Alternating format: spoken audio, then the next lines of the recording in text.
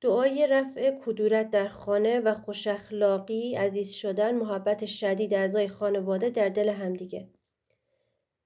سلام و درود خدمت همراهان همیشگی.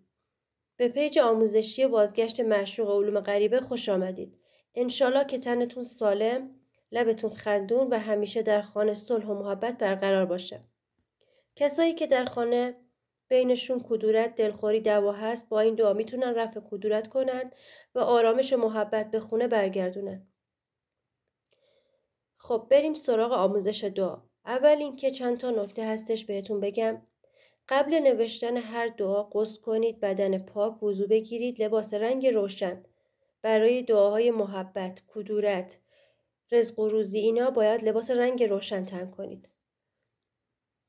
برای نوشتن رو به قبله بنشینید و نیت کامل بکنید. 2 عدد عود خوشبو روشن کنید. هنگام نوشتن دعا برای نوشتن این دعا در روز دوشنبه وقت طلوع خورشید در 2 برگه سفید بدون خط با قلم مشکی بنویسید.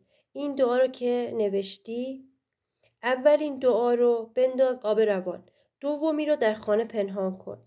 موقع انجام دادن نیت کنید. ممنون تا اینجای ویدیو همراه من بودید.